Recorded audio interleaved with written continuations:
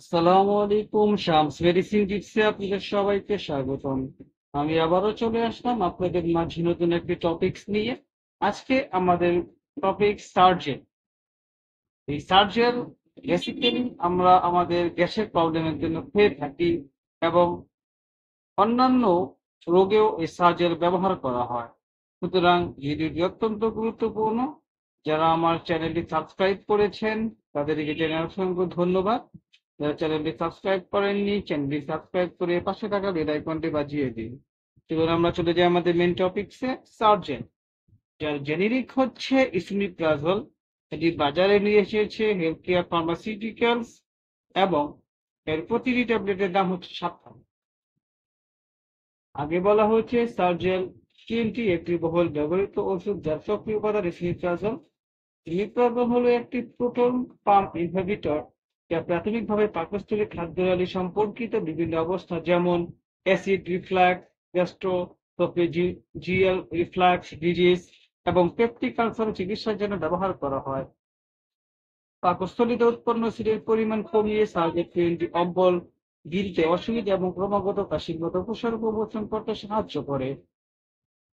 এ পর্যায়ে আমরা জানবো যে সার্জেন্টি এর কর্মপদ্ধতি কিভাবে কাজ করে।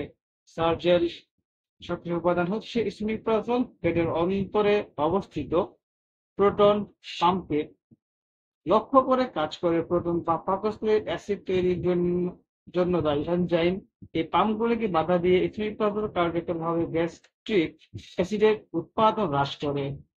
এখন আমরা জানবো এই সার্জেন কি কি কাজ করেছেন।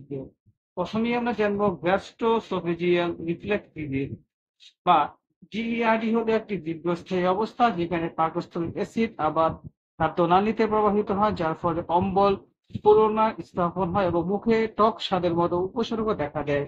সার্জেন্টি প্রায় অ্যাসিড উৎপাদন কমাতে এবং এই লক্ষণগুলি থেকে মুক্তি দেওয়ার জন্য নির্ধারিত হয়ে থাকে। Number 2, peptic ulcer. Peptic ulcer হলো ঘা যা পাকস্থলীর ছোট অন্ত্র বা খাদ্যনালীতে বিকশিত হয়। এগুলো হেলিকোব্যাক্টর পাইলোরি এইচ পাইলোরি সংক্রমণ বা non steroidal anti inflammatory drug NSAID দীর্ঘমেয়াদী ব্যবহারের কারণ হতে পারে। সার্জেন্টি ফ্যাটি অ্যাসিড কমিয়ে এই আলসার নিরাময় সাহায্য করে। Number 3, erosive oesophagitis. দীর্ঘায়িত অ্যাসিড এক্সপোজারের কারণে খাদ্যনালীর প্রদাহ এবং ক্ষয় এই অবস্থার সাথে জড়িত। সার্জেন্টি ইরোসিভ এসোফ্যাগাইটিসের চিকিৎসা ও নিরাময়ে কার্যকর। এখন আমরা জানবো যে সার্জেন্টি সেবন বিধি কিভাবে দেখিতে হবে। সার্জেন্টি সাধারণত প্রতিদিন একবার খাবারের অন্তত 1 ঘন্টা আগে নেওয়া হয় এবং ডাক্তারের নির্দেশাবলী সাধারণ অনুসরণ করে এবং প্রস্তাবিত ডোজ অতিক্রম না করে গুরুত্বপূর্ণ। যদি রোগীর তীব্রতা এবং রোগের তীব্র হয় সেই ক্ষেত্রে সার্জেল 2 বার বা 3 বার সেবন করা যেতে পারে, সেটা ডাক্তারের পরামর্শ অনুযায়ী। পার্শ্ব প্রতিক্রিয়া, প্রতিটি মেডিসিনের পার্শ্ব প্রতিক্রিয়া রয়েছে। সার্জেলের পার্শ্ব প্রতিক্রিয়ার মধ্যে রয়েছে মাথা ব্যথা, বমি বমি ভাব, ডায়রিয়া, পেট ব্যথা, কোষ্ঠকাঠিন্য। গর্ভবতী এবং বুকের খাওয়ানো মহিলারা এটা খেতে পারবেন কিনা।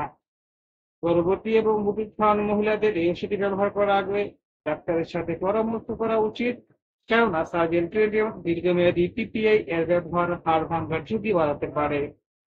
বিশেষ করে বয়স্ক প্রাপ্তবয়স্কদের ক্ষেত্রে তাই অবস্থায় পরিচালনা করার জন্য প্রয়োজনীয় স্বল্পতম সময়ের জন্য এই ওষুধটি ব্যবহার করা গুরুত্বপূর্ণ। সার্জেন্টি হলো অত্যাধিক পাকস্থলী অ্যাসিডের সাথে সম্পর্কিত অবস্থার ব্যবস্থাপনার জন্য একটি কার্যকর ওষুধ। এটি অম্বলের মতো উপসর্গ থেকে মুক্তি দেয় এবং আলসার, খাদ্যনালী ক্ষতি নিরাময়কে উৎসাহিত করে থাকে। সুতরাং সার্জেলকে আপনি খেতে চান সেই ক্ষেত্রে ডাক্তারের পরামর্শ করে সেবন করবেন। সার্জেল সম্পর্কে যদি কোনো কিছু জানার থাকে আমাদের কাছে কমেন্টস করে জানিয়ে দিন। আমরা আপনাদের কমেন্টস গুলো উত্তর যথাযথভাবে দেওয়ার চেষ্টা করব। ভিডিওটি যদি ভালো লাগে তাহলে বন্ধুদের সাথে শেয়ার করে দিন। আজ এ পর্যন্তই, আবার দেখা হবে নতুন কোনো টপিকসে। সেই পর্যন্ত ভালো থাকুন। খোদা হাফেজ।